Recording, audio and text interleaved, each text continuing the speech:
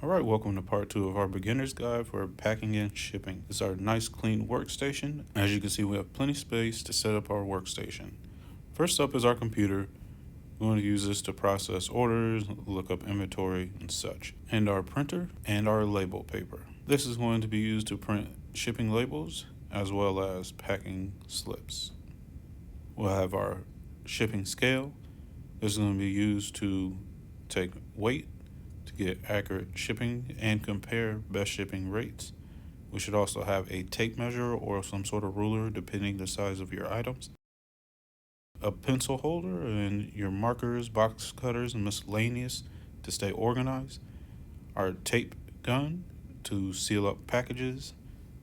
And our padding to fill voids. You see I have a paper roll. I like this because it doesn't take a lot of space and I don't need a lot. Next are padded envelopes. This I do use a lot, so it'll be easily accessible on the table. Everything else will go below. And taking a peek below, you can see how my labels feed through. That's the benefit of the fan fold, as well as my other items that I don't use a lot. Alright, we'll see you in the next one where we talk about workflow.